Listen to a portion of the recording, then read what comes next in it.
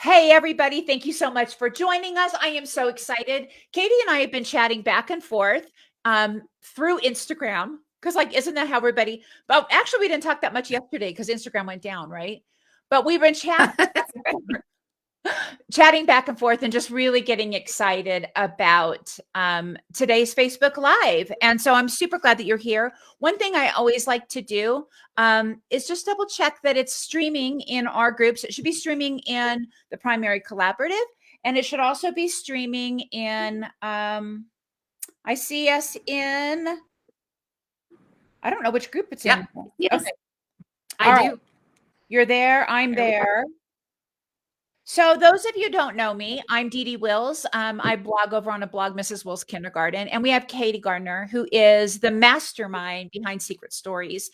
If you have been in education for any small period of time, you probably have heard of Secret Stories. You probably are using Secret Stories. So if you could, in the comments, would you just go ahead and type in, let us know where you are in the world, and then let us know if you are currently using Secret Stories.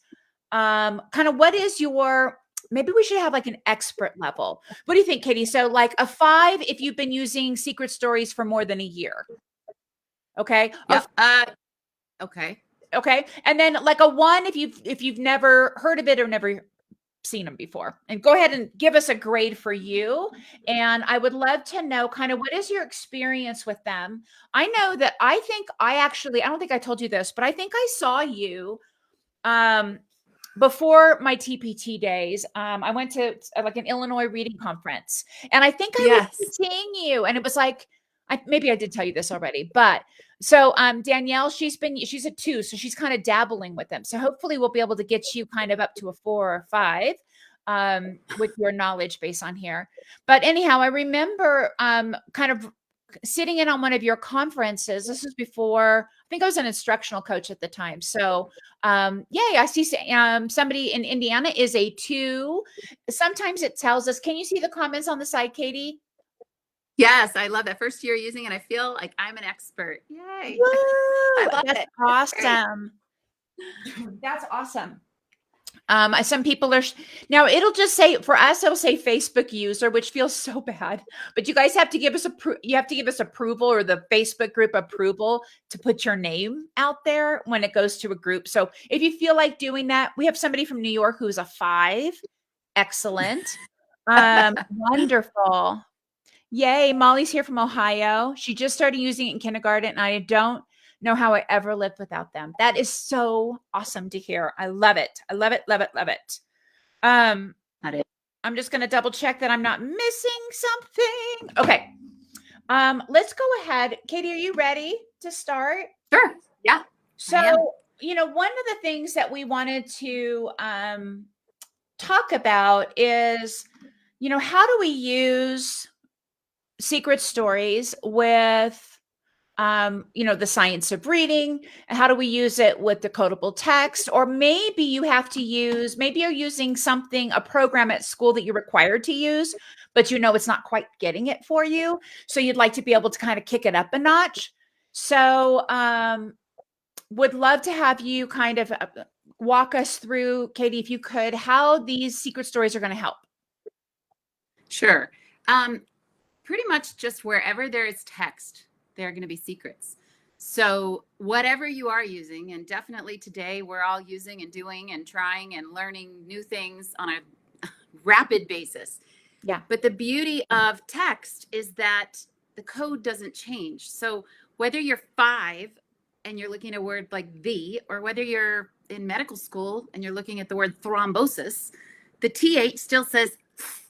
So the beauty of that is that once you own the building blocks of the code, the world's your oyster, and the text level is going to keep spiraling upward, but the code won't ever change. So the goal, really, I feel, should be to acquire the code like a merry-go-round that just keeps coming back, not in little deliveries across kindergarten, first grade, second grade, where it's parceled out in bits and pieces. Because at the end of the day, the code is a puzzle, and you can't do anything with a puzzle if you don't have all of it. It's no fun to play with a third of the puzzle. You can't even do anything with a third of the puzzle. and you're Right. not motivated to want to take it out and play with a third of the puzzle. So if you just at the most common denominator level, just think text is everywhere. Secrets are just phonics patterns. Phonics patterns are the code, and the code is needed to crack the text. So it does give us some common ground, which is nice in today's time where it feels like we're everywhere on every Everywhere. side of Yeah. everything. And so it's nice to know we can kind of meet in that one place, no matter our grade, no matter our kids, no matter our level, our city, our country. Text is everywhere. Secrets or phonics patterns are the code that the text contains. And it really doesn't matter what the level of the text is, the code never changes. It's the same all the time. You just want to own Right. it. Right, right. And, I know that, there's always that pendulum swing, right? We have the pendulum swing towards whole language and then here and then there and back and forth. And now the pendulum swing is solidly in a science of reading arena, which to me feels like it's bringing us back to paying attention to the phonics pattern, aka what you're talking about, the secret. So I feel like they go together beautifully. Um, the implementation might be some of the things that people have questions. So hopefully we can unpack that. We've been kind of talking back and forth, so we have a couple of ideas of how we'll kind of unpack that. Um, but not every district has their teachers trained in science of reading. Not every district has even a way that we differentiate instruction for students who might need more instruction. So, every teacher that's out there, sometimes they're on their own, but they're not, because there's people in this group and in your group and both groups that are experiencing the same type of overload, um, not enough information and too much information at the same time. Doesn't that feel like what it is? Yes. Yeah, it really does. Not It enough and really too does. much. So what do I do with all of this stuff? So we thought maybe we could just kind of walk through a few things, and I'm going to be the slide master, but I'll probably be pretty quiet as Katie goes through these first couple of slides. Okay. I do think I Thank have you. to have my face here on the screen. I'm gonna see if we could get that any bigger. Nope, that just made me bigger. That's not good. So we'll just go back to this. Um, I don't You know. could take me off the, well, can you No, take me off because the screen? they won't be able to hear you. Okay. Oh, Is okay. You know anybody what? getting car sick yet? Because I'm like moving you around. Let's go ahead. I'll just be quiet, and you let me know if you want me to move on to the next slide. And can they do my little trick where they just use their fingers to make, because I know with mine, I can just make my screen bigger. I can't see the chat when I do it, but I can just use my mouse pad to Yeah. stretch it. Can that happen for them? They should Can you be guys able do to. It's just like any other video that they'd be watching. So they should be able to stretch that in, I think.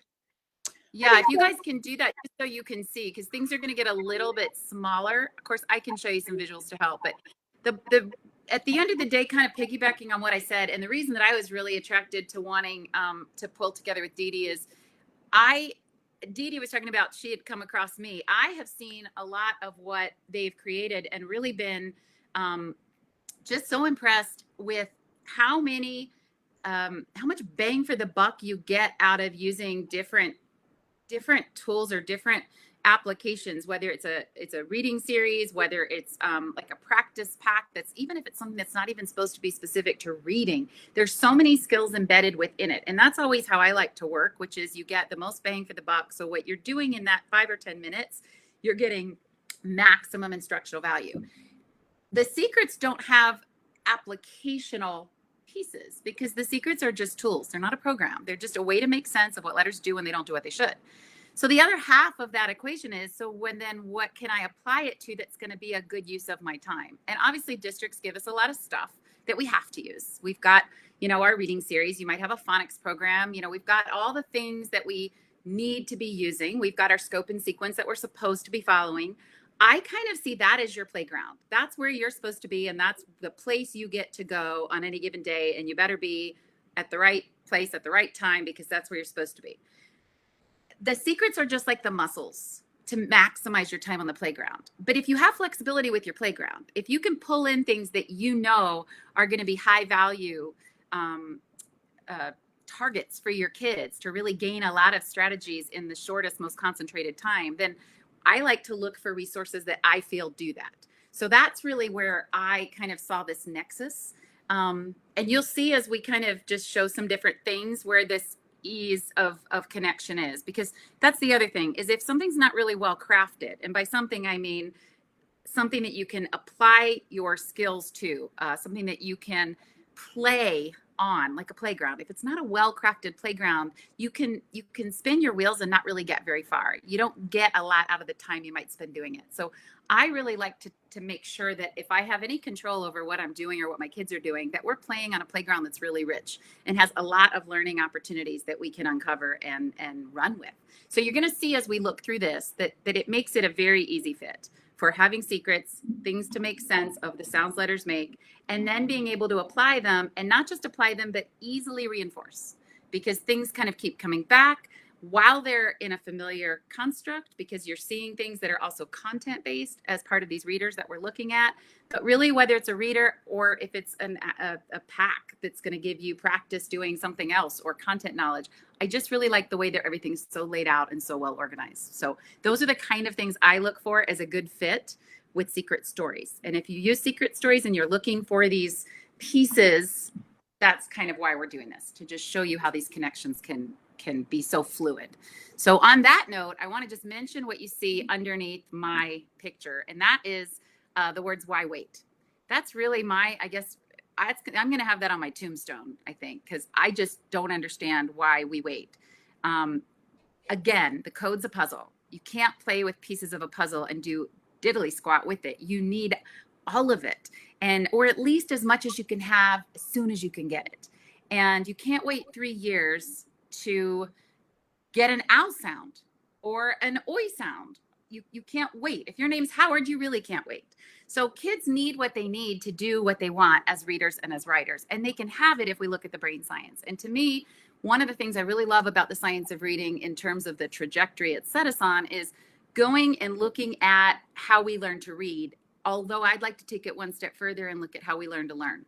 And when we look at early brain development, which is a cornerstone of science of reading, what we know that's not tapped into, and yet should be, is that the brain develops back to front. And the earlier developing centers that are our in as teachers are the feeling networks, the social and emotional feeling-based emotional centers.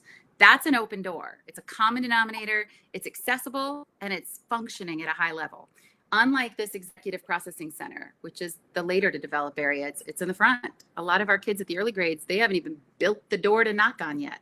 So we can waste a lot of time as a slave to developmental readiness when we could just wander right through the back.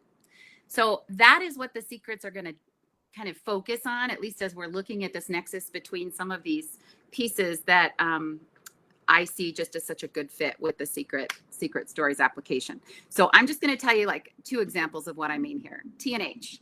Before kids know what a T is or an H is, you can so easily arm them with really an even more high leverage tool than a T or an H by themselves, and that's TH. Because T and H, when they come together, which they are going to in every book, on every page, and practically on every line, when they get together, all they do is what kids totally know how to do themselves. They stick out their tongues, they're bratty, and they go, and that's the sound they make. And just like kids can tattle on each other and say Johnny and Timmy can't sit together because they always stick out their tongues, they're going to use the same neural pathways to remember that these guys can't sit together. And yet they do everywhere. What do they say when they sit together? How do they know? Because it's something they already know and already understand because they already do it. The only thing they don't know and that they don't understand are what these letters are or what those letters say. And that's what the poster does. The poster's just the external brain connection that holds what they don't already know. What they do already know is what lets them make sense of it. So with science of reading, and I know Dee Dee did an interview with from the 2 authors. And the main focus really, I mean, I think what we're all going for is to connect those sound, symbol, speech to print connections in the brain. So they're automatic, fluid, and instant. That's what we want. I mean, that's the goal. So when kids see this, they go, or when you go, they immediately know the culprits. They know that one too. And it's that simple. Yeah, they might not know it's a digraph yet in kindergarten, Right. And they don't need to necessarily call it a digraph in kindergarten. What they do need to do is when they're reading, have a sound instantly come off their tongue, which is, or when they're writing and they want to write the, this, they, or the, Right. or that, Right. look up there, find the So smell, and yeah, copy it. we spent some time with the authors of Shifting the Balance. And then that's the book bringing in the science of reading into a balanced literacy classroom. And the last two chapters were really talking about what types of cues we give students when they have the point of difficulty and what's wrong with the MSV kind of system for cueing, which is where guided reading really came in. And so I loved this book because it gave us the things to keep and the things to kind of rethink. And so it was just perfect. But I'm going to keep going with the slides because you've got a lot of great things here. So can you talk about this a little bit? Yeah, this is just kind of going to be a visual for what we're going to be looking at when we kind of marry the text in these readers that we're going to look at with the building blocks that kids need to identify those sounds of the letters on the page. Right. So it's just a way to see, like if you're looking at the word saw, it's not sa-awa, it's ah. So it might be that you have to toss out like a secret about AUAW. That's a second grade secret, but you might need to toss it out on the very first day of kindergarten, lest you look like a liar, because that word behind you on the calendar is not August, it's August. And the reason that's important is you just sang your alphabet song where you said A says an A. So you can't walk over here 5 minutes later and say, guys, let's read this word, August.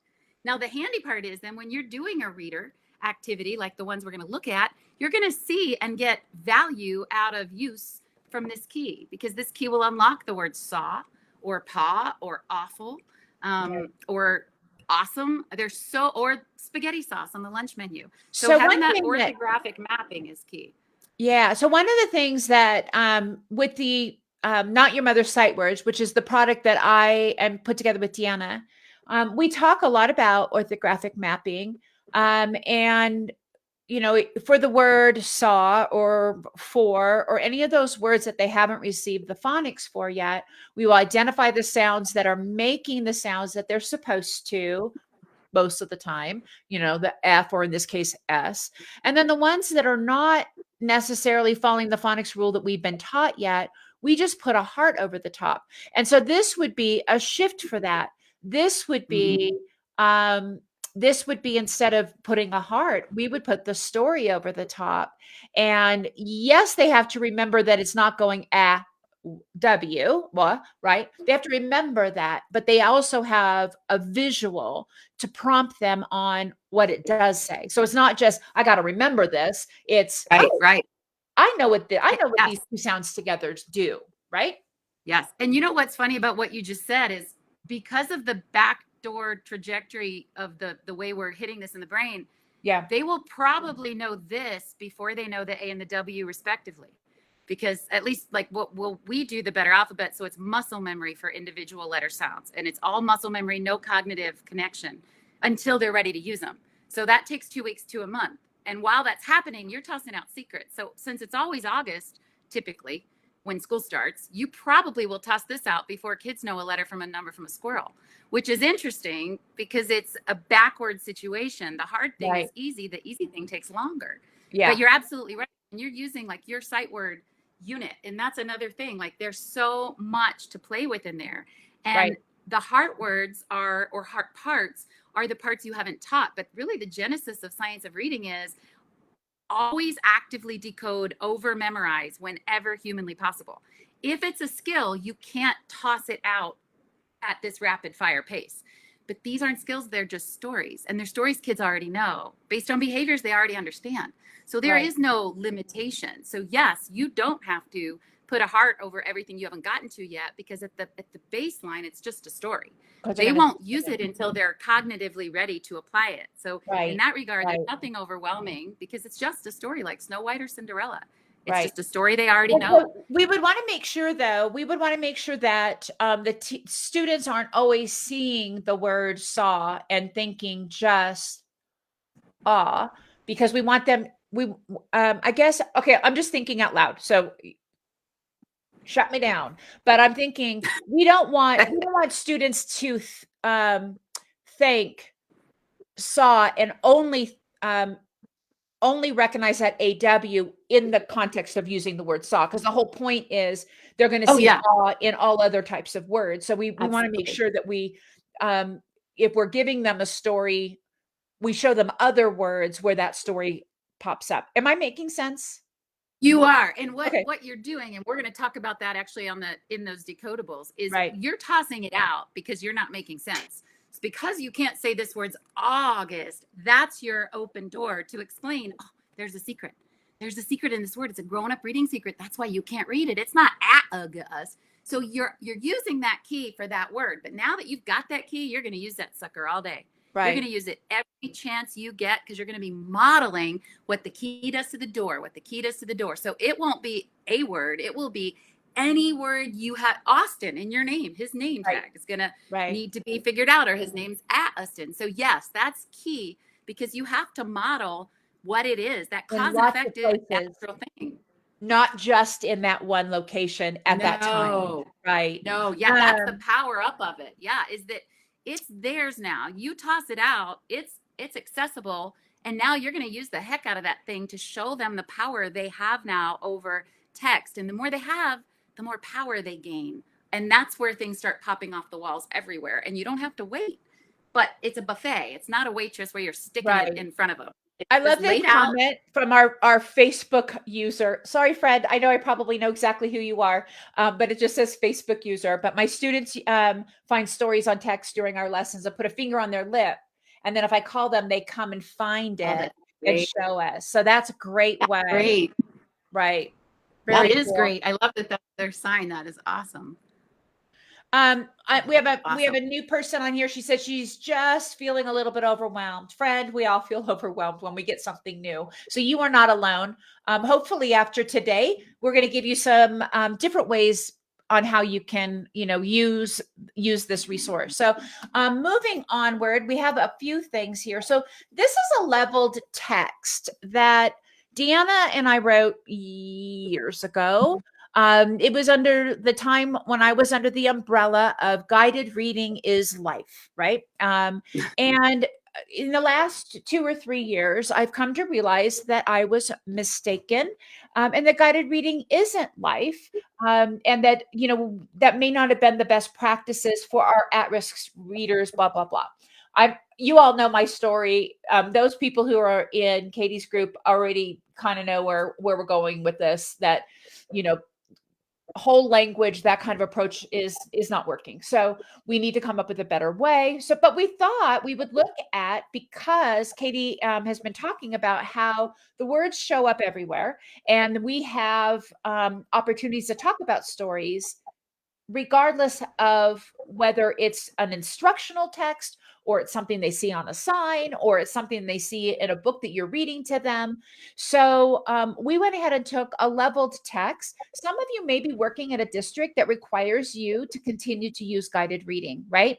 And if that's possible, if that's something that you are, if you're experiencing, you may be looking for some secrets, see what I did there, to help your student be more successful with the text. So that's the introduction. Go, Katie. Okay. And for folks who are already using the secrets, you would see this as totally decodable text, because the secrets that you would have tossed out, even just in the first few weeks of kindergarten, are all the ones they need to get through what we're actually looking at. Now, that's not to say that you take kids, and Dee Dee and I were talking about this, that are just starting this path of becoming a reader, and you throw text at them that has, 18 secrets in the little reader, because that would be overwhelmed. But if you start out with the superhero vowels and their short and lazy sounds, which you have to if you're doing the Better Alphabet song, because they're in there, and they know Sneaky Y, which you have to because you're doing the Better Alphabet song, those are on the table right from the get-go. So then you've got these other most needed ones that come up, the TH, the SH, the ER. As these things are kind of stockpiling, you'll see that this is a beautifully decodable book, and it's going to give a parallel experience to what your math directions are going to give, to what your social studies text or the big book that you're looking at is going to be, or their name tags, or the lunch menu. Text is everywhere outside of that half-hour block. So decodable text is key. And we're kind of reversing this, because toward the end, we're going to look at the decodables specifically that Dee Dee's Right. created. But I see these as well as pulling into play so many different layers of learning.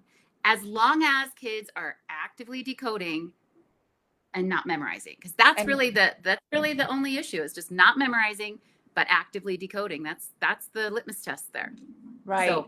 So here's a page from that book. So can you walk us through a little bit of what you're thinking on here, or 2 pages? Yeah, I have to make my bigger so I can see it there. I know, huh? You can see, like, I didn't put things. Those little stickers are just like little embedded ones that you can pull and kind of put. I wouldn't overuse those because I like kids to see text in its natural habitat, which is Right. just with the letters. But it does, for our purposes, go ahead and give you kind of a connector piece to see how it works. But in the words, like if you're looking at these passages, those are the only secrets that are needed if kids know those individual letters and sounds. No, if kids know individual letters and sounds, those are the secrets that they would need to be able to make sense of the rest of the text. Now, that's not counting a heart word like your, which obviously is a heart word. I would just put the heart over the heart part, which would be the OU. Or the word to, again, I would put it just over the part that's going wrong because the T is still doing what it should. But when you look at the rest of it, sense, how do kids know which way the vowel's going to go? Well, because there's a mommy E, but she's too far away. So she can yell and scream all she wants. She can't get a hold of that vowel. That's why it's a short and lazy E. Of is actually decodable with something called thinking vowels, but that's a whole nother thing. If you go into the group, type it in the search bar, you'll see how to decode of and want and was and done and some and love and all that. Small, A-L, smell. Sorry, smell. Same thing, short and lazy E, no mommy E or babysitter vowel. Same thing with helps. I do see small there, or is that smell? That says smell again at the end. Your sense of smell helps you smell. She is smelling. And again, you've got that short and lazy E, and you've got that SH. With, you need that TH, or kids think it's what it, her, ERIRUR, go driving in a car, and nose. That O is going to be long. He's going to say his name because Mommy E is right there, close enough to make sure he does. So if you just kind of think from the bottom up like a kid, all they know are individual letters and sounds. So then what? What happens when they get together and they don't do what they should? That's where things can change from something that you avoid to something you embrace.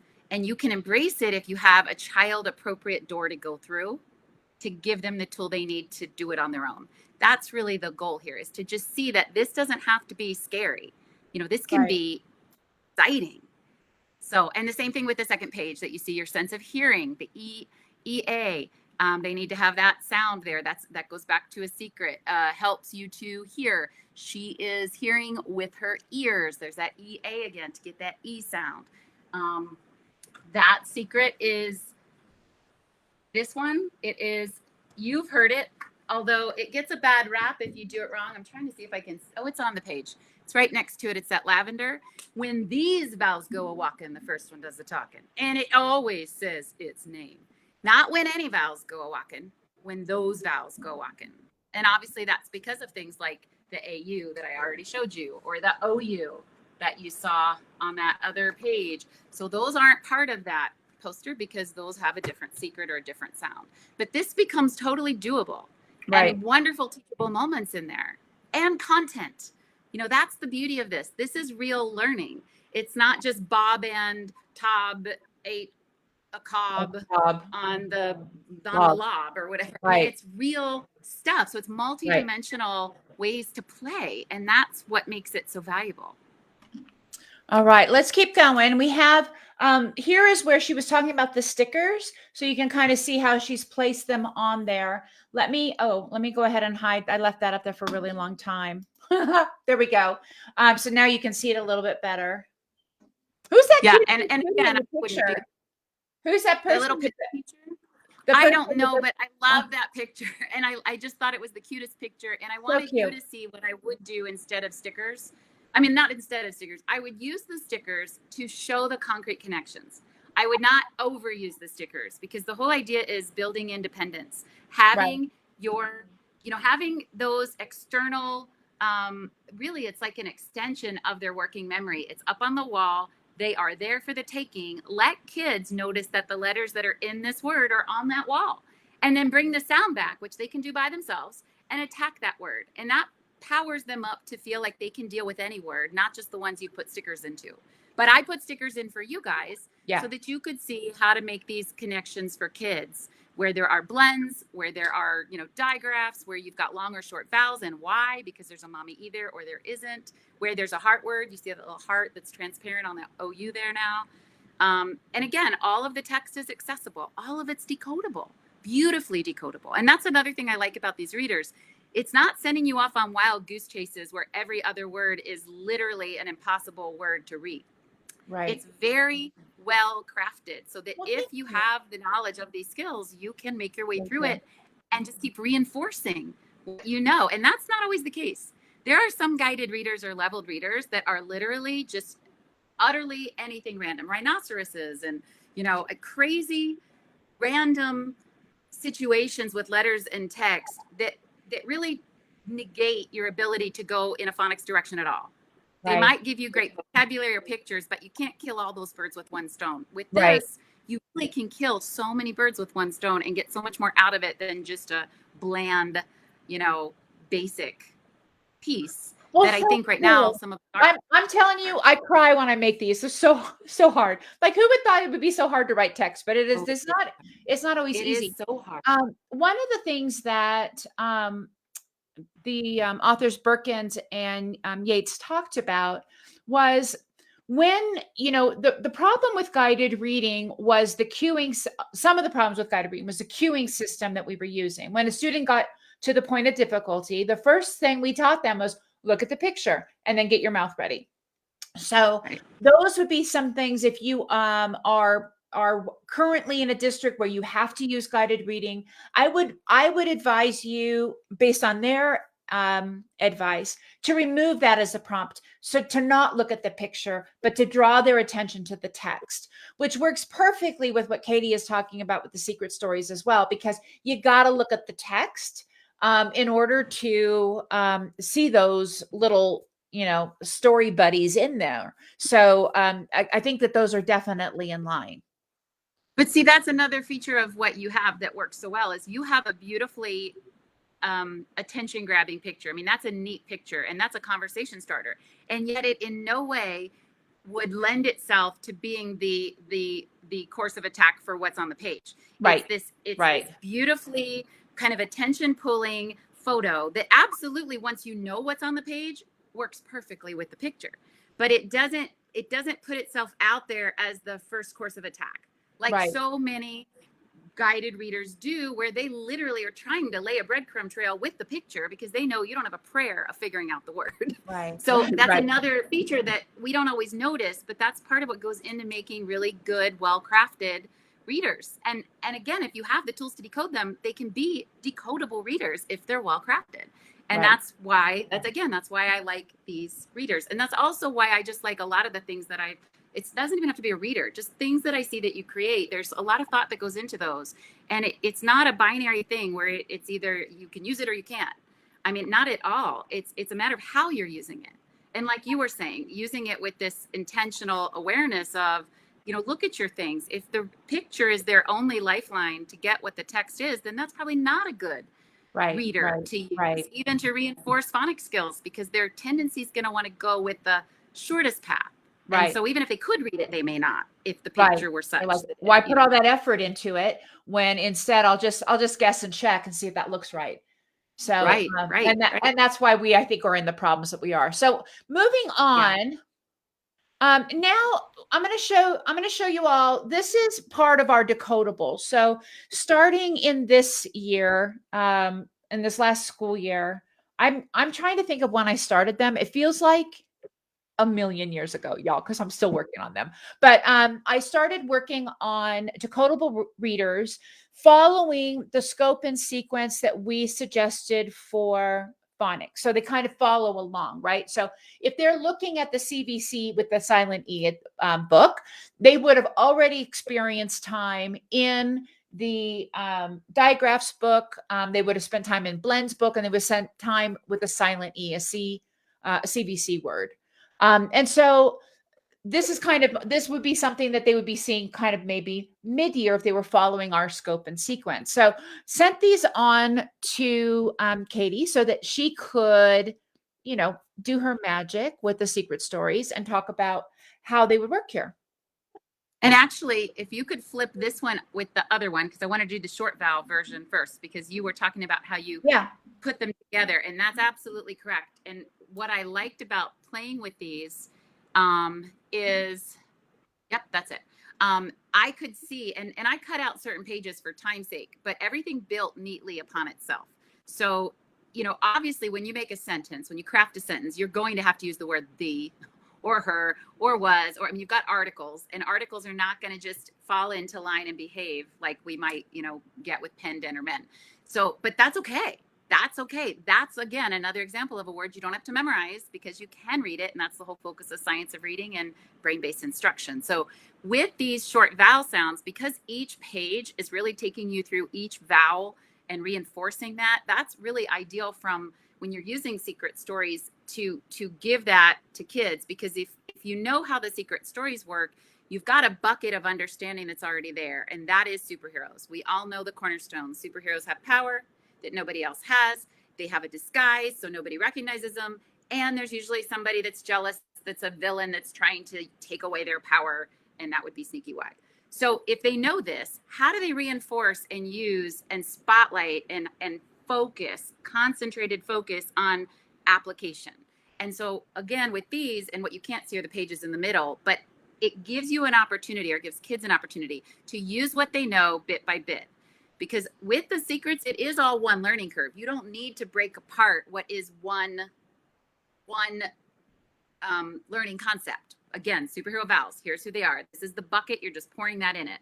But what you do need to take apart is their application of those tools, giving them a chance to, now let's just try to read words, remembering that short and lazy E sound.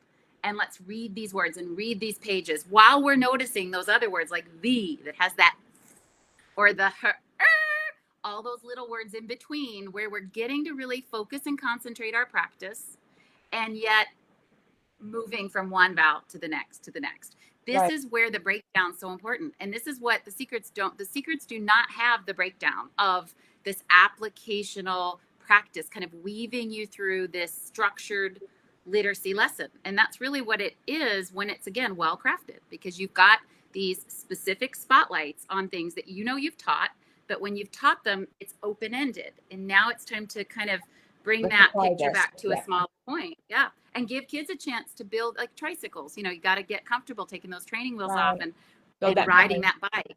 Right. Yep. Right. And this gives you an easy way to do that. So I didn't fit those little vowels in there, but you can see almost all of these are short E vowels, with the exception of the words you have to put in to make an actual sentence, like the had and the not. But that still gives most of the focus on what you're trying to target right there, which is that short E. The good part is you've already told the whole secret about the superhero vowel. So it's not like they don't have access to those other sounds. You're just honing your focus in on the E, and then you go to the next page and you've got this other, this other, or this next book, you've got this other. So, that's this. Right. When we, by the time we get to this book in our scope and sequence, they will have had 12 weeks of blending practice already. And so they will have had 12 weeks of blending practice as part of a whole group instruction, where they're blending all of the short vowel sounds in a CVC kind of pattern. And so, we did bring in some CVC, but we tried to also really keep it focused on some of those patterns. As you go in the book, in the decodable books, I think there's 25 books, the decodable set. So as you get to book 25, they're all being used simultaneously. So A, E, I. So it's kind of more of a mixture. But this is the second book in that decodable, so it's really heavy on that short E. But I love what you were talking about. There's another page in here that we kind of talked about that you didn't do your magic with yet. But one of the words in there is the word seed. And so for us, what we did is we put a rebus in there, or a picture clue, to let students know we didn't want them to necessarily go over and try to decode it using the phonics we taught thus far. However, if you are using the secret stories, what I would recommend put something over the top of that when you photocopy it, so that you don't have that picture clue to support. And then you could bring in your secret stories. Or Katie, here's my question. Would you put the story sticker on there before you ran copies? Do you know what I'm trying to say? I actually, yeah, I saw that question too in the group. I personally like to use those stickers only to make sure that kids are connecting the dots, because I do see a lot of kids instantly make these connections. You show them how to read the word how, you just tell them there's 2 letters that they play rough, they get hurt, and they go, ow. And then they see the word how and they go, ow, how. Then you've got kids who still go, awa. And you're like, honey, do you see a secret in that word? Oh yeah, they play rough and get hurt, go, ow. Okay, let's read the word, awa. So to just make sure that they connect them, I like to use those stickers I like to do it at the board. I like to make them a little bit bigger and put them over our morning message where I'm making those connections. I like to keep walking it back to where it lives on the wall, because that's where they're going to have to go to get it. Right. But if we were doing like a guided reader or a focused reading lesson, a structured literacy lesson, you can interchangeably opt to have sometimes the text with those sound stickers, especially for kids who need those. Yeah. You cannot have it and let them do what some of the users were saying they do, which is just have them highlight it in advance, do a quick secret story hunt for 30 seconds so you can find the most in 30 seconds. Great idea. To build that visual acuity. Yeah, but I think I like to just use them for the purpose of connecting. And I love them. And I think they're well worth having, especially last year where we had no way to physically connect anything because we were in our living room and the kids were wherever. This year, I love seeing them as a way to roadmap things or leave a breadcrumb trail for kids. Once they start to sniff out that trail, I would give them as much or more opportunity not to have access to those visuals. That's kind of what I was thinking. Like you would judge based on your students, just like any other instruction. You're not going to do for them things that they could do for themselves. So if they look at that and go, "Ooh, that's a story," and they're looking over on the wall, then you don't need to put that on there. But if you have a group that is not making that connection, then you would want to do some explicit teaching. Maybe beforehand, or maybe put some kind of little picture clue there, maybe your sticker or some, like you said, highlighting to let them know, hey, this is one that you're gonna have to think about. Right. Yeah. And if you highlight it, or if they don't visually identify it, and then you identify it for them, and they still aren't taking the cue of looking back to find it, then they're juggling too much. Yeah. If they're juggling too much and that working memory is overtaxed, then absolutely take that little sticker, put it right there. And that's one less thing on their plate. Now they can just focus on blending, or maybe the speech aspect of getting the because that's a very, that's a tight, engaged sound. So they may have too much on their plate to hold on to all of that. And those stickers just give you a way to make it fluid. Again, really, you're just trying to orthographically support this sound symbol connection in the brain. And that just continues to forge that path between the sound and the symbol, symbol. That's the goal. Oh, I love this. I love this. Hi, Edme. Edme is one of my friends. So she's here. Hi, Edme. So she stands out among the Facebook users. I know, a lot of Facebook users. She has a real name. I know. We've got a real name. We're excited when we see her. So that was sort of the question I think we just answered. Hopefully we answered that for you, of whether we would use those, stickers on a continual basis. It sounds like it's as needed. Sort of don't give them medicine if they don't need it, right? Right. And in whole group. It helps. If you're doing your morning message, it does help to use your secret. We used to say, like, let's read this without knowing any secrets. And, the word the is taha'i. How is ha'awa. Then we put our secret goggles on and we'd take the secrets we know. And now let's read it, the e, ha'ow. And of course it would be a whole sentence. Right. But when you put those secret goggles on, not every kid's goggles are going to be 2020. So some of those kids need some are like, where am I? And when's mom picking me up? Right? That's where they are. Yeah. It helps them know why other kids are saying what they're saying. So they are very valuable when they're needed. It's just that you want to focus their attention on their independent tools that they can get to by themselves. And no one in life is going to go through and put stickers over the words for them, obviously. True. So I wish they would. Yeah. Let's see. I don't remember what's left in here. I think this was the next book But I don't know if this is the one you want to Oh. talk about next. Yeah, I think that was in there. And then there was the long vowel where I had you switch pages because that was where you Okay, so we're started going to go back up deciding. here to this one. Let's look at this Yeah. one. Current slide. There we go. I have a glare on my window, so I'm like, oh, it's like blinding me. Okay, so this would be the long vowel, and kind of what I was talking about for the word bees. I think there was an actual picture of a bee above there, but if you just put that, I mean, talk about much more explicit by having that sticker on there. Or if you were going to be using this, maybe you cover it up and before you copy it or remove it somehow. If you're using the digital version, you can always put something over the top of it or put the sticker over the top. Are your stickers digital? They are, and I'm calling them stickers, but they're not actually on a sticker. You can put them on stickers, but they're made to just slip and slide and embed or print out and then use, like I said, with magnets over your morning message. You can make, I've actually made things with, Are they like just you know, clipboard?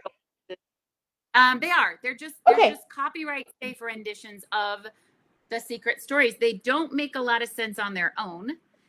Only to someone who knows what the secrets are will they jog your memory, because they don't come with the stories, and you actually would never want to use them for reference because they're intentionally all cut apart. So it would quadruple your work. They're to manipulate, to make and break sounds in words and to connect the letters on the page to the sounds we hear. Whereas the secret story specifically, all the sounds are together. So like those, the two vowels go walking that are on that particular secret page. Right. Those are all together. On the sticker, it's split. So if a teacher has your secret story like wall and they're doing all of the instruction, but they're like, oh, I also have this, digital book that I'm using, and I would love to be able to put a story sticker in there, then that's kind of what those are for, right? Yeah, or like if they printed out these readers, they could Right. easily take what this focus would be, which is mommy E words, words where the vowel's going to say his name. And they could just put the stickers right onto those pages and then print and make copies for the kids, or use it digitally and in a like an iPad, as long as it's for your own personal classroom and it's not out there in the world. I was going to make sure I mentioned that, because we do have teacher creators in the group as well. And so if you're thinking, oh, this would be great for my next project, keep it in your classroom. Don't put it on anywhere. No, you do not want to do that, because she's like the mother of dragons. She has birthed these children, and they are 100% hers. So we cannot, take those. Those are hers, but you can totally use them, if I'm hearing you correctly, in your own classroom. So if you have a resource that you bought from somebody else and you think, oh, it's almost there, I just need to put this on top, then that's what those are for. Yeah. Yeah. You just can't, you just don't, when you do that for your own class, you just want to make sure that, like, if you're doing it even with a seesaw or something, that it doesn't get into the public area, or that you don't give it to like another teacher. So it's really just for your personal classroom use, because these are still copywritten and trademarked. It's just that they're a safer image that lets you play a little bit as a teacher. Again, it just gives you a way to connect the dots, which in remote learning time was a necessity. You had to have a way to show. You couldn't just point to your posters. They're not in your living room. So how are you supposed to help them make sense of the text on the screen? And that's where they were. That's where they came to life. I think it's a brilliant thing, because being able to, you had said your secret stories is not a program. It's not a curriculum. Tell me if I'm saying this wrong. But it's tools. And so when you have tools like that, you don't just sit and play with your tools. You use them on something. And so you've got to, I got my hammer and my screwdriver. I'm just going to Right. So you got to use them on something. So to be able to have something that teachers can take and then use on something else makes perfect sense. It actually, it's so funny you say it that way, because that's really the whole nexus there is, you're never going to tell a secret. The secrets exist for one purpose: to read a word or to spell a word. You will never talk about a secret unless you need to figure out how to read this word or how to spell that word. Otherwise, it's never AU day. You're always going to have a purpose to grab your hammer, because you're going to hang up a picture or take a nail out of the wall. You're not going to just hold your hammer and look at it. So that is exactly what these are. And that's why, you know, you've got a lot of things you have to do already.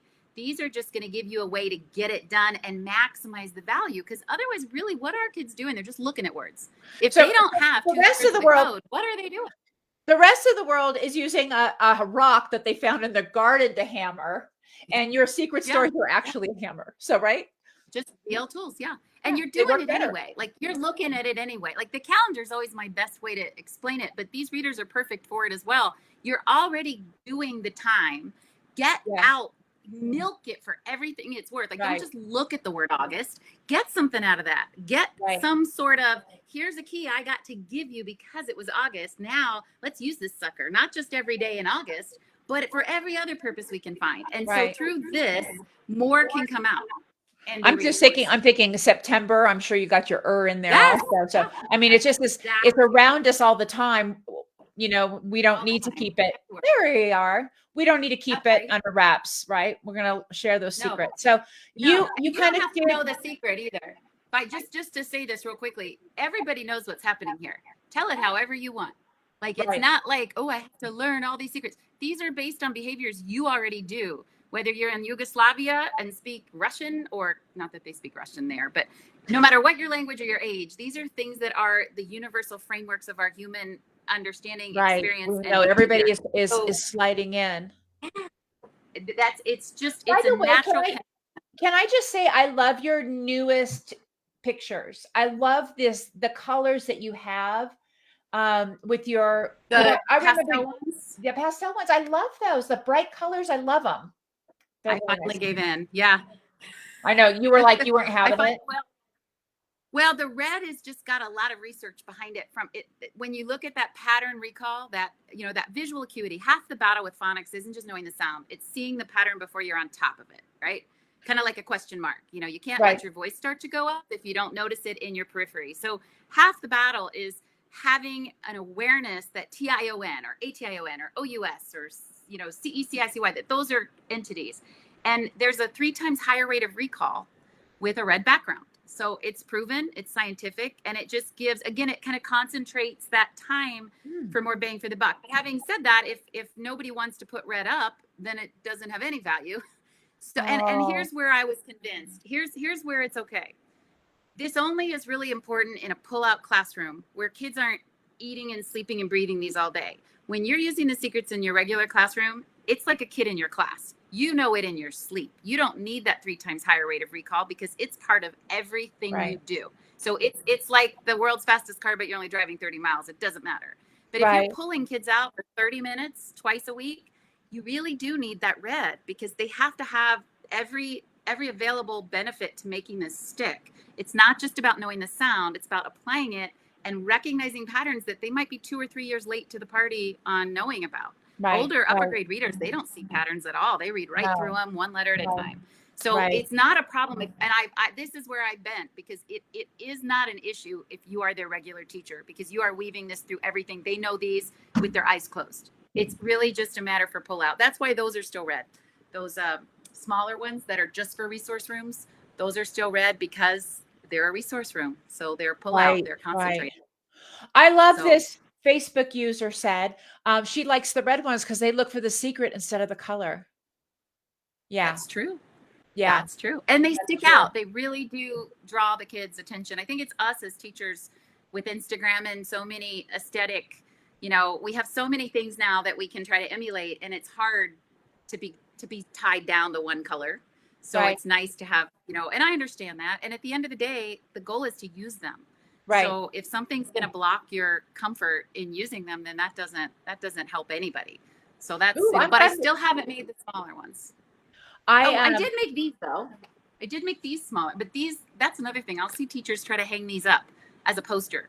You can't do, and they will, because they're small and we're so protective of our wall space. But again, remember that the whole idea is independence, getting kids off of you and giving them a place that's kind of like a self-service buffet. So you're not the middleman between every page they're reading in that book. You know, that's the goal, is that they own, this is theirs. But to do that, they have to see them. They have to have access. They have to be big enough to spot. These are just kind of for hands-on use, but they did just come out in those colors. that you're talking about now. So I'll have to send you a set of these little ones so you have access to them. So cool. So cool. I know I'm always afraid to look at things of other people's because I'm afraid to look at them because you never know, like you never know where you hear things, like if there's I mean, you and I talked about there's something with the Y that you had contacted. Did I have tricky Y or did I have sneaky Y? It was sneaky Y. Yeah, Sneaky it was Y. sneaky Y. So, I mean, who knows where I heard that, sneaky Y from? I mean, it may have been while I was sitting in that session with you, 15 years ago. It was probably 20 years ago. I had to have been 20 years ago. I mean, that, and who knows where so I try not to look at other people's things, but, I don't even know where I was going with that, but I would love to have a Well, copy. do you know that phoneme grapheme mapping is now trademarked by someone? And that's a process. I mean, that's an active procedure. So it is really, I mean, it gets a little wild when it's something that is just par for the norm course. Like, I don't know how you describe phoneme grapheme mapping without using the words phoneme and grapheme and mapping. So, but it's tricky. I mean, it is, it's hard, especially, I mean, so now you just have to say word mapping, or you are, and I had no idea till someone contacted me and said, hey, you can't say phoneme grapheme mapping. You know what? So if they trademark phonemic awareness, we're in big trouble, right? Or phonics. It's a matter of time. It's a matter of time somebody's going to do it. Okay, so this was another page that you gave us. Did we already look at this? I remember looking. I don't think so. The brain was over there. This is just to show them side by side because you can see for Chip Plays Chess, it's supposed to be focusing on the CH, which it is, which is awesome. But it also brings back the vowels.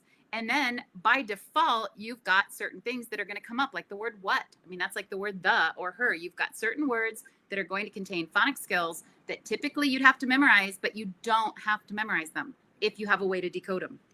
So even with the simplest text, you still have to have those tricks up your sleeve to be able to give those opportunities to learn. And that's got a lot of secrets in it, but those are all high frequency secrets. You're going to toss out CH or SH or TH pretty darn fast because they're going to be everywhere. And that's really what, when you think of secrets, think of keys and think, what doors am I going through on a constant basis? So what keys are most important to have handy? That's what kind of dictates what first. So you mentioned September. If it were September, I wouldn't toss out AUAW on the first day. I would do what you just said. I would toss out ER, because if we try to read September, that's the part that's going to make me look like a liar after I sing my alphabet song. So it's all flexible in that way. And yet it's all orthographically, it's all supporting that orthographic mapping process if you can make those connections. And connections are everywhere, but especially when you've got such well-crafted text. Like Chip Plays Chess, you've got an opportunity not just to reinforce the ch, but obviously the vowel sounds. And then you've got a way to talk about that A, E, Y, A, Y. You've got some blends coming in. I mean, that is such a great playground to reinforce the secrets that you've tossed out randomly here and there, but now they're all sitting together at the same table. And now we're doing lots of application of those secrets. Yeah. Yep. But in a simple, for those of you who are wondering what I'm doing, I have two screens, so I'm looking at the screen big over. I'm not paying attention. I'm looking at the screen as she's talking. I just thought people thought, well, that seems kind of rude. I'm just like turning around. I'm just looking at my other screen. Yeah, I mean, I can see how, you would want to have some opportunities for students to, have some practice, but having that picture support or that the secret support, I'm like in love with the CH right now. I'm in love with that choo-choo. And it's got a k sound too. So I know there's a third grade teacher, Fletcher Nelson. He just did a great video about, secrets in words they do know, but telling them in the word they do know, because then there's a word they don't know that's got those same building blocks, but they're not connecting those dots. So like he used the word chemical. He said he's got, a struggling group of third graders and they saw the word chemical in science in a book about something phosphorus and blah, blah, blah. There's secrets all over that, but chemical is the default sound. That's why there's a C up there above the ch. Sometimes they want to be the conductor. I mean, they love to ride the train and they go, but if you rode the train every day, wouldn't sometimes you think, you know what, I want to drive this thing. So that is the next most likely sound. Yeah. And without him having to do anything, he could say, no, guys, there's no such word as chemical. Look up there. What else could it be? Well, they could bring the next likely sound down and figure it out themselves and just walk. He used the example of scenery as well. He said they all know the word center and circle, but they didn't get scenery. And that CECICY, GEGIGY secret, it's right there. There's just so many things like that, where amphibian, phosphorus, they both had that pH, and he showed examples of them doing chart writing. And he said, no F's. We've got no F's because they now know about the secret that is this pH sound. So now it's connecting back with their visual memory when they're looking at the text, but they're not using their first course of action, which would just be to slap an F there. They're using that secret to go back and spell properly. So you're having you have third grade teachers who are using to what grade level? Fifth grade. Yeah. Up to fifth grade. Okay. I was wondering to what grade level. Honestly, I feel like sometimes I need the secrets because I'm like, is that, IRERUR? So Me too. I know. I was not a good reader in school. And so for me, it was just a way to work backwards of like, what do I know now that I didn't know then? And how can I leave a breadcrumb trail for little me, right, who has a gap between what the teacher's saying and doing, and then what I'm actually, I believed the teacher. When the teacher pointed to A and sang the song about A says apple and A says acorn, I thought, okay, those are my two tools to hold. And then when she'd turn around and tell me it's August, I'm like, what the heck? What's going on? That doesn't know. How's it August? So I was that literal kind of dot connector, and the dots never connected. And I just got lost in that chaos, and it never made sense to me until I, studied it. So with your secrets, these are tools that are used with your explicit phonics instruction. This doesn't take the place of explicit phonic instruction. This is, well, you can kind of just cram that in your head, or you can look over here and have it. You got a tool. So you got the rock or the hammer, right? Which one's easier to use? We're going to go ahead. Wow. And that's what I like to see. Science of reading trainings. There are letters trainers that pull this in as a streamlined pathway. Keep in mind, and also with Reading 360, Phonics First, a lot of the states that created their own Department of Ed trainings for their state, they have model classrooms where they do their video lessons in for Science of Reading training. The secrets are just going to sit underneath what otherwise would be repetitious skill-based practice. You can give that focused, structured practice for those kids who need that incremental breadcrumb trail. But for a lot of kids, and really often the lower the level, the more the secret's needed, not the other way around, because they don't have access to all these other pathways and channels. They have access to feelings and emotional connections, but they don't necessarily have auditory processing or working memory or even attention capability or language deficits. They don't speak English. So the back door is your common denominator. And that's, it's always easy to understand as opposed to memorize. Since the one thing that everybody agrees on is kids should never memorize words they can read. Even the science of reading comes to a halt when it comes to words that have phonics patterns in them not yet taught. And so thus they have to be memorized. I would argue they don't, because it's not a skill, it's a story. Give it now, and then constantly set them off like dogs on a trail where they're always actively trying to decode. Yeah, they would almost die rather than memorize something because they don't see why they would do that. Yeah. One comment here says, my kinders are obsessed, all capital, with finding secrets we haven't gone over yet. They want them all. They're already making so many connections 20 days in. They find all the ERIRUR in words, and we are so excited to find more. That's so awesome. That's pretty amazing. Question. Why, this is a question on here. Why is the Z sound not in the Better Alphabet song? My kids keep asking for the secret and are wondering why it isn't in the song. The Z. I think she must mean the Z as in the S making the Z sound, because the Z says z, z, z, z. Now I know my letter sounds, and so my song is done. So it's the last letter in the Better Alphabet. But why doesn't but the she S? might be asking the S, because a lot of people have said like voiced or unvoiced TH. S can say Z or S. And the simple answer is you don't need it to read the word. There's just like with voiced and unvoiced. If kids say E, the, they can read the word. And my litmus test is pre-K kinder, not higher level thinkers. So I don't want too many cooks in the kitchen unless it is a matter of being able to decode it. So there's a secret about every possible thing letters do when they come together and don't do what they should, if it would interfere with their ability to get the word. If it's a phonics rule for phonics sake, No, there's not a secret about it. And the voiced or unvoiced z versus s would in no way impede their ability to actually get the word. And really, the primary goal with the secrets, while it does certainly help spelling, it's not for it's to get kids reading. It's just to give kids earlier access to more of the code. And anything that interferes with that fast track is avoided. So there's not ever going to be a time where I'm going to toss out random things for no actual purpose, because that's only going to slow it down.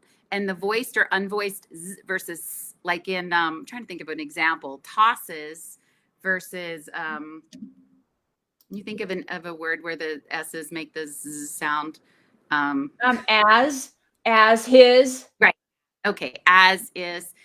If they can read as or is, they're not going to need to have that extra half of it. It's just going to slow it down and add more cooks to the kitchen. And there is a post I did called Phonics Cooks in the Kitchen. And it's a great way to understand what is and isn't constituting a secret. If it's not decodable, it needs a secret. If it's decodable, it does not need that secret. So once you start using them, you'll see what I mean. If you come at this from the front door with a traditional instructional approach, you're going to be looking for all kinds of things that are, here's a way I like to, you can see if this makes sense. The secrets kind of just let you breathe underwater. So while a scuba tank makes sense and a regulator makes sense and all that stuff makes sense when you can't breathe underwater, it's a big pain to lug all that around once you can. So a lot of the things that you're doing now, you can actually let go. Because if the goal of the game is to read the word, get the word, they're there. As far as spelling goes, if your concern is, but then how would they know? Like, if let's say they know the ow sound, right? But then they spell how, H-O-U. Now, by the way, Superhero O is flying overhead because he's their favorite all-time superhero ever. So they'll always stop in their tracks if they're roughhousing, if he ever flies by, and they'll go, oh, because they love him. They need that default for words like blow, flow, slow, glow. But let's say they write how and they spell it H-O-U. Or flower, F-L, O-U, whatever, E-R. Reading is the best teacher. So if we can get kids reading, if we can give them more of the code sooner, they're reading. Reading is going to do far more for the spelling fine-tuning than we will. Mm-hmm. We have manual fixes that we can put into place, but the reading is going to do 3/4 of the work for us. So if you can get them reading years before they should have, this is a 2nd grade skill. If they can have it in kindergarten, they're not going to struggle with which one's right. So the goal of the game is always get them reading, get them reading, get them reading. That should always be the goal of our. And I love that Science of Reading is pulling secret stories in as a way to make sense of things that otherwise are abstract letter sound skills that have to be repeatedly practiced because they have no meaning. They can have meaning. And if you go to the brain science, these aren't just stories. You don't want aardvarks and princesses and sparkly stuff. These are behaviors kids already understand, and that's what makes it already known. It's already in there. We're just repurposing these connections that are already deeply entrenched, and we're using them as super highways to get information they shouldn't even have access to. So it's all in the brain science. There's so much. That's why I like that book, Shifting the Balance, is they do get into aspects of the brain science that we aren't seeing examined as much in this trajectory of Science of Reading. In Science of Reading, it's all about how the brain learns to read. But I loved that in Shifting the Balance, they talked about how the brain learns to learn, how we learn, how we think, how we process. It really opens up a lot more doors for conversation, I think. Yeah, so I was so excited. I was really excited about it too. Hey, I'm dropping some links in here because there were some questions asking where they could find, and I don't know if they're asking about secret stories or the decodable. So I'm putting both of them. But Katie, I'm putting in your link to the TPT store for secret stories. But is that the best way for people to find? No, it really isn't. I would put in the link to the group and then maybe the link to the website. But the group is really the best place to see and feel out everything. The TPT, you wouldn't want to get anything on TPT unless you have the secret stories kit, because that's supplemental. Then oh gosh, I need to get rid of that link then. I'm gonna delete that. No, I mean it's okay that it's there. No, I mean it should be there too, because that's where there are things you can play. But you wouldn't want to play, you have to have the actual, it's like getting coleslaw and chicken salad. First you want the roast beef. So you want to have what you need, and that's just the class kit. Once you have that, everything on TPT is just a way to play. It's not something you need. It's just supplemental pieces to support or play or spin off in a different direction with what you're doing. I'm popping the link in. I'm popping the link into her group again. It's in now. If you're in her group, obviously you don't need the link, but I put it in the primary collaborative. For those of you who didn't know, we're actually streaming in both groups at the same time. So, but I put that on there. It feels a little like advanced technology 101 for me, which those of you who know me know that that's not my wheelhouse, but you should find her group. I have been in there a bit. I've been trying to stay focused, but I have been in there a bit. And what I'm finding is it's a very supportive network for the secret stories. So if you are only in the primary collaborative and you have dabbled, or maybe you're all in, make sure you join that group, because what I love, and Katie has said as well, that is that people will put questions in there, and Katie's not answering those. These practitioners are actually in there saying, I use this. They use it every day. They're answering questions, so it's like gold. And so to be able to have access, and then of course Katie's available also in that group when she's not traveling the world, to also kind of touch base with people. So make sure you join that group. It is amazing. My district has had an unusual kindergarten schedule. Kids come all day Monday through Thursday, and all day Tuesday and Friday, and alternating Wednesdays. Am I reading that right? I I think know. it's Monday, Thursday, Tuesday, Friday, and then every other Wednesday. So they get Oh, 3 got or it. 2 days. Okay. I was thinking it was through. Thank you. I'm glad you're reading it Yeah. better than I am. I clearly need some stories here. Our kids are on a path that is compacting years curriculum into half the time. Since starting Secret Stories in August, my kids are leaps and bounds beyond where they traditionally have been in the past years. That's amazing. Yeah. That But that's, there's a quote about brain science, and it's that miracles become common and consistent when you teach with the brain in mind. So I'd love to say it's the secret stories, but really it's just taking what is in defiance of everything the brain learns, which is pattern. The brain's a pattern making dog on a trail. And when we leave these gaping holes between what we show and what we do, what they expect, and then what letters actually, it just is, it just does. You just have to remember the brain doesn't have a leg to stand on. So when we twist it back in alignment with the brain system for learning, it's like night and day. It's really not the secrets, it's the research base that they are riding. And it's access. It's all about access. Obviously, kids who have access to more of the code, they're reading everything: commercials, road signs, billboards. Text is everywhere. They just can't ever take advantage of it because they're only getting individual letter sounds in kindergarten, and then they get basic blends and simple digraphs in first grade, and then if they're on track, well, they reading's get not for me. Reading's not for me. I'm not a reader. You have all of that kind of undoing behaviors. I don't think that's even grammatically correct what I just said. But they're justified in their struggle, because how could you read if nobody gave you an ow or an ing or an or? If you couldn't have the sound until second grade, how much reading could you actually do without coming to a dead stop all the time? Or the ow sound until the end of first grade. Or you didn't get to find out about babysitter vowels, which are going to trigger a vowel to go long or short because it's multisyllabic, but that's complex. So you won't get that. Some fourth graders don't even have that. How could you take reading and eat it up all day long? Like, you could just read bits, unless you're very fortunate, very clever, lots of support at home, lots of repetitious use it or lose it practice. But those are not all of our kids. A lot of our kids don't have any of that. And 20% of our students out there don't have the brain, they don't learn in a typical way. And so, we can't just immerse them.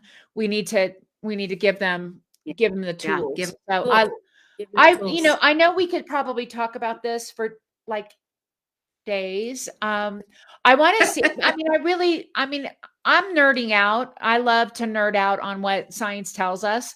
And I really love having this opportunity, but I want to check and see if there's any questions that maybe people have had that they haven't had a chance to ask yet. I would love to be able to, have those questions be answered. But then also to maybe say, maybe Katie, you and I can have a little repeat of this again. If there's some questions that come that maybe people could use some help. I know I would love to point people towards your beautiful tool that has, I don't have to tell you guys how great it is. You can read it in the comments. That's what I'm just going to say, is that you can just read it in the comments. The proof is in the pudding. Is that an expression? I think it is. Or maybe I'm just thinking about dinner. But the proof is in the pudding, because the people, like, it's almost like, I don't want to be insulting, but it's almost like a cult, Katie. Like, I know. people like No, I they're know. believers. They are believers of Yeah. secret stories, and they've used it and seen the power It's in just it. it's when you do it, you just say, what the heck was I doing? Like Right. you almost don't realize how impossible your job is as a teacher to have kids read words that have phonics skills in them that they haven't learned yet and won't for 2 years. And yet your district says they need to know 300 by the end of first grade. Like, Right. we take for granted that there are these giant elephants in the room that we're having to work around. And we don't think about it because it's just the way it is. We have to Right. put the cart before the horse. They have to read and write all day long before they have anything to read or write with. And we don't stop and think about that because it's just what we have to do. And then when you actually have a way to give them exactly what they need to do it, then you're Right. like, oh my gosh, how did I ever do that? And it does, it's such a paradigm shift that it creates exactly that. You're exactly right. And that isn't, I know what you're saying about that sounds like a weird way to put it, but it's such a change of life, a good Yeah. change of life, not the kind I'm going through right now. It's such a change of life that it really does. It just changes everything about your time and your ease and your kids. It just changes it. And it's, Well, again, it's and then, not about the secret stories. It's right. the approach of access to what we actually need to do the job, Well, what I you love know? is that, I think teaching is such a hard job. And we've been talking forever, but teaching is such a hard job. And I think that there are some teachers who have been able to learn things like the secret stories, learn things about science of reading, right? And so they now feel like they have, like, unlocked, this amazing gift of, let's not teach harder, let's just teach smarter.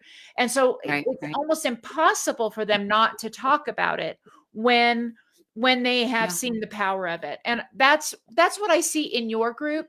And whenever anybody's talking about secret stories in my group, it's the same thing. They are just like, oh my gosh, this is the greatest thing since sliced bread. So I love it. I want to see. So I'm wanting to But use but these. like you said, but honestly, like you said, and this is really, because I don't want to not, make it clear that yes, it's great, but the secrets are tools.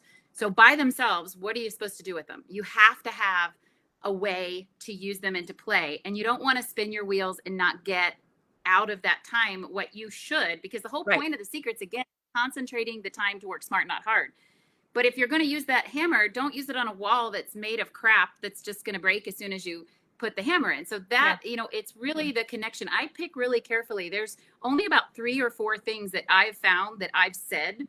I mean, I say you can use the secrets with anything, but I don't specifically say to use it with something, except for maybe 3 times that I can think of publicly. One other time that I said privately, because it really has to be something that's well thought out, and it kills a lot of birds with one stone if you're going to take the time to do something in addition to what your district has you doing, because you've already got the stuff you have to do. So if you're going to pull something else in to do it for the purpose of kind of building those muscles that the secrets are giving the kids, you really want to make sure it's concentrated value that you're getting out of that time that you're having to carve out to do Yeah. something else.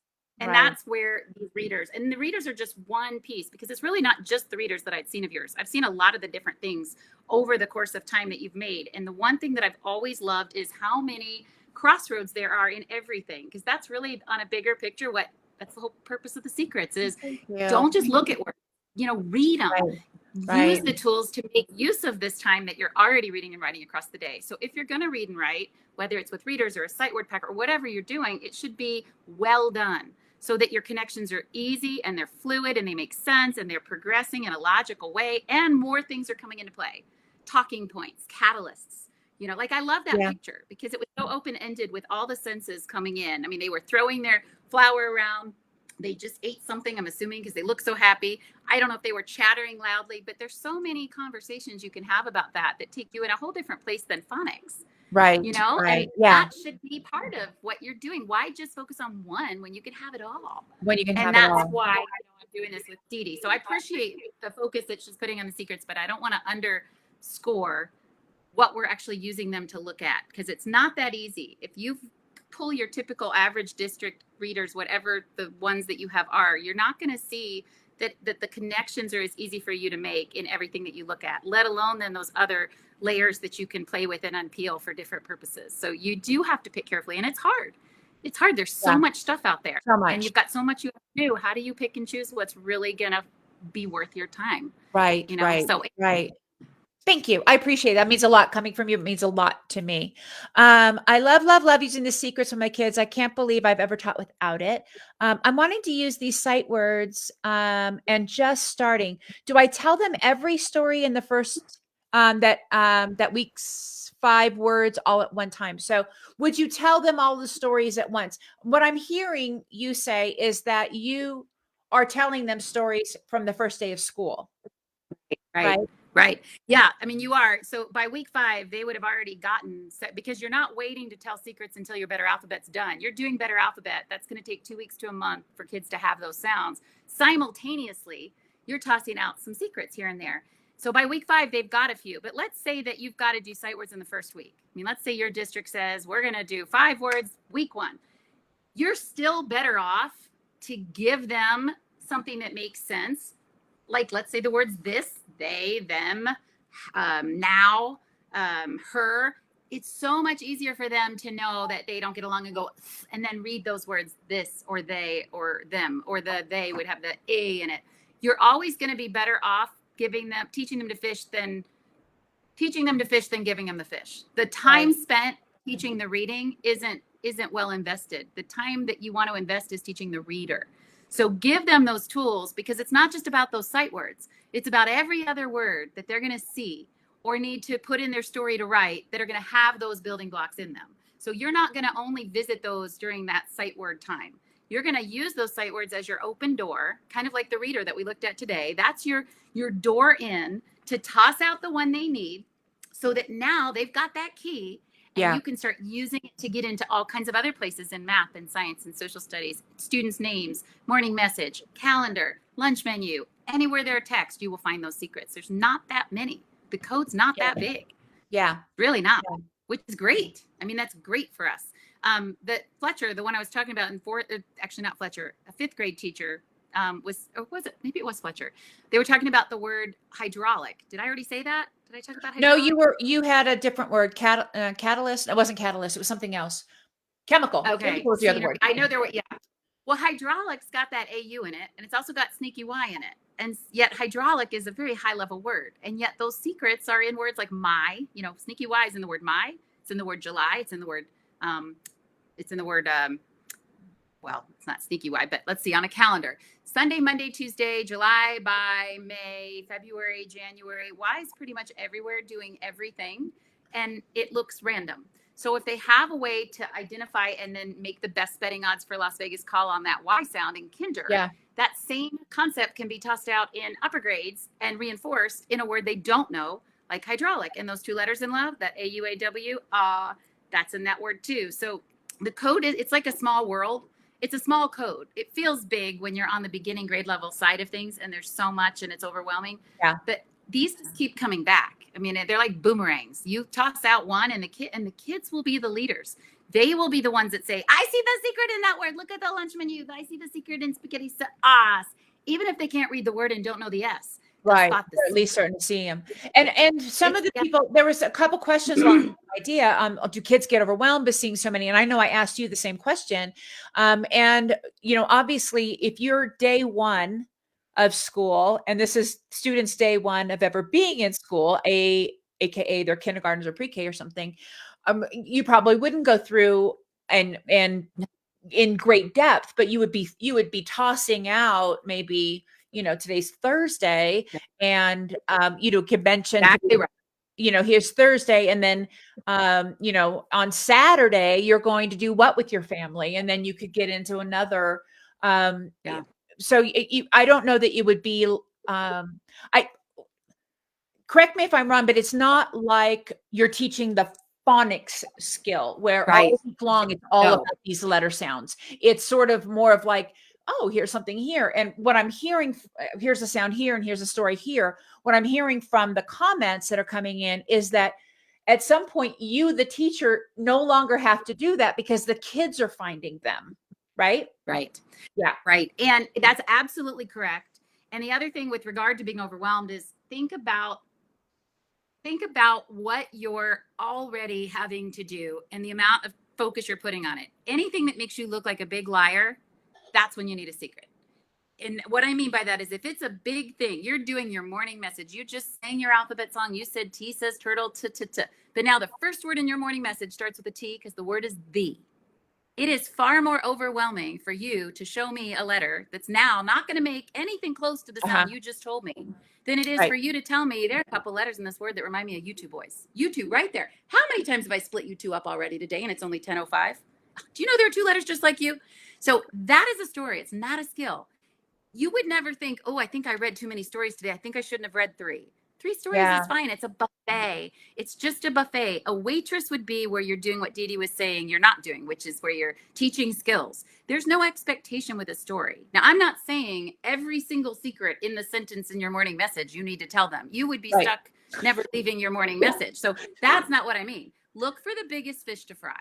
Look for the one that is going to be hitting you in the head on a constant basis, like the T, because TH is everywhere. Right. Or like I said, if it's August 3rd, I got 20 some days of standing up here and looking like a crazy person because the capital A over there looks just like the one over here. But when we read this one, we make a whole different sound.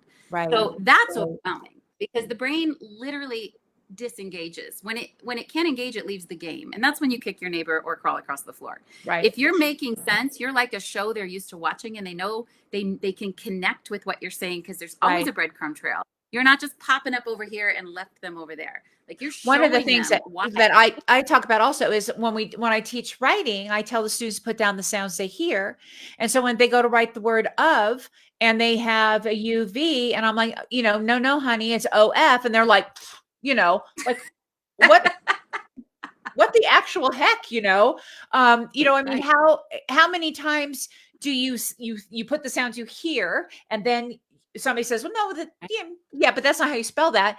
Then you think, well, then none of this makes sense. And therefore I'm checking out. So this is a great way to, that goes back to the orthographic mapping in terms of supporting that process in the brain, because everything they have, if I try to sound out the word how and I spell it HOU, I am orthographically mapping. It means I know that OUOW say, ow, I just don't have the text experience yet, having not read enough to know which one's right. But in my brain, I hear ow, I think OUOW. I see OUOW, I think ow. So I'm reinforcing my ability as a reader by writing, and writing begets reading, and reading begets writing. And it just becomes this whirly dervish, an unstoppable force. But that's always the goal from a science of reading end, is supporting that orthographic mapping. So that would be, you have to invent what you don't have. And these are building blocks. So if you told kids, build a castle with your blocks, they could put that together. Build an airport with your blocks. The more blocks you have, the better you can build what you're trying to create. And that's why the more of the code they have, the more they can actually milk the value out of the reading and the writing that's happening all day long. So there's a fun activity. If Dee Dee and I ever do this together to pick up where we left off, there's a fun activity we should start with, because it really puts you in the place of kids like she's describing, where they're stuck trying to connect the dots with our instruction. And traditional instruction is geared not to connect dots at kindergarten and first grade level. It's geared to constantly leave them with, it just is, it just does, you just have to remember. That's the mantra when it comes to the code, because we're given so little to impart, and yet they have to read and write everything across the day. So here's a question. You can't read the whole thing up here, but I just wanted to make sure that we got this. And I can't answer it, but can you read it? Can you see it there? Is it the sorry, somebody question? Okay. Yeah. So I've already introduced diagraphs as the H brothers and those stories, and Bossy E for silent E. Should I backtrack?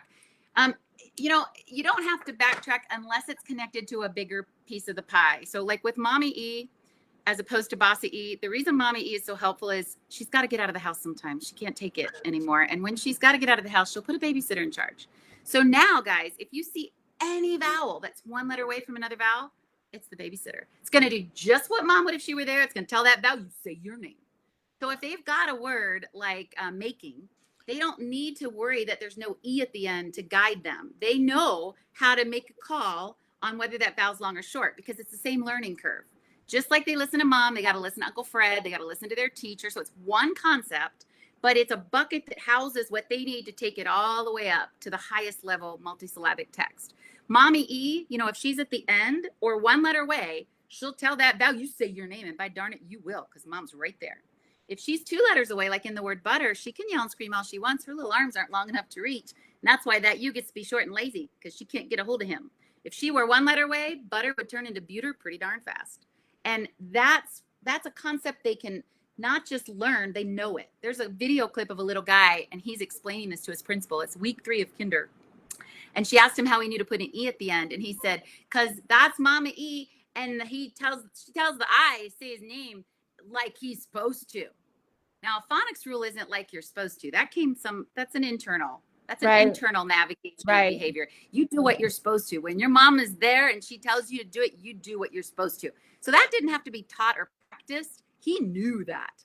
Right. So you can pour into that framework these concepts that they don't know, which are these vowels telling other vowels to be long or short, and they know what long and short sounds are because you've already hit that on the first day with those superheroes. So that's where like Bossy E is going to kind of leave you at a wall when there's no E to guide them. And the whole idea is that independence, seeing a word like hibernate, seeing a word like, you know, independent, and knowing which way the vowel's most likely to go. And if it doesn't work in a word like have or river, didn't work. Yeah. But you know what? It's only got 2 things it can do. Try the other one. Like that's where the real fun comes, that critical thinking. What else could it be? What else can I try? If you know what's in the box, thinking outside of it's where the fun starts. If you don't know what's in the box, it's just one more exception that's overwhelming. Yeah, it can be really overwhelming. Box. Yeah, and that's phonics. That's science of reading. Phonics skills are everything in the box. It's just hard to acquire those as skills. And it's hard to get everything in the box quickly. One more question, and then we're going to say goodnight because my family hasn't eaten. And Mr. Wheels, I haven't either. You haven't either. And I love my groceries. I never miss a meal. So when you put the posters up in the classroom, does the order matter? No. What matters is that they're all up. They have to be all up. It does drive me out of my mind. And I try not to lecture like I do. My daughters tell me, you can't talk to like adults the way you talk to us. And I lecture, but I lecture because the only way you can do this wrong, literally the only way, is not putting all the posters up. They all have to be up. You can't just pick 5 and put those up, because how would you like to only get to use 5 sounds for 2 weeks? You can only say ow, ing, and oi. Like that doesn't make sense. So they all have to be up. I've seen teachers have to put them on the ceiling because they started it in the last couple weeks of school. If that's what you got to do, that's fine. You can cut around them. You see examples of that in the group. You can put them on a closed washing line if you can't put it on your wall. They just all have to be up, and then you just model how to use them. If you want kids to get off of you and become independent, they have to be up, or you're everybody's point of contact. Right. You don't want to be the secret keeper for everybody. You'll lose your mind. So you want them to be independent, and that can't happen if those tools aren't in their tool chest. So that's up on the wall. But no, there is no way to put them up. You can go in the group and see lots of options to do it. Good information. Oh my gosh. I have enjoyed this. We have been talking for like over an hour and a half, which never happens. It doesn't feel like it's been that long. What I will do in my group is I'll go ahead and tag that post so you can go back and watch this if you want to, or if you came in at the end. And then Katie do the same. And maybe we make a date to do this again in a couple months when people have had a chance to use those people who are new. Maybe you'll have some questions. I don't know. I'd be happy to do that. But thank you. That sounds great. And I'll pin it to the top of mine so that you guys can all find it if you're not here. And Dee Dee, the reason we went for an hour and a half, it's that same idea. It's just when I get excited too, because it does change everything. And watching folks do it the hard way and feel frustrated just energizes you even more to just want to go on and on. So I get like the mindset of the group, because I've been doing this for years and I still get as excited. You still get really excited. I'm really excited to those people who are just starting off this year. I would love for you to keep sharing how it's going. And Katie and I, maybe we can make a date for like November. We are. That sounds great. I think we're going to be in Atlanta together, right? Are you going? I think I'm doing my remotely this time. You're going to do it remotely. So Okay. I was going to be in person. Now I'm going to be remote. Okay. So but if you are not signed up for the Teacher Heart Out conference, Katie is going to be presenting along with another 29 other people. It's a great conference. There's a live option. There's a stream live kind of interactive game option, which is kind of amazing. And then you can always go back and watch sessions as well. I'll be doing some live things there as well. So love this time together. Katie, thank you so much. Thanks for everybody who stung with us, stayed with us, and hung out with us, is stung with us. And I'll see you guys next time we do a live. Thank you so much. Thank you so much. Thank Bye-bye. you so much, guys. Thank you, Dee Dee.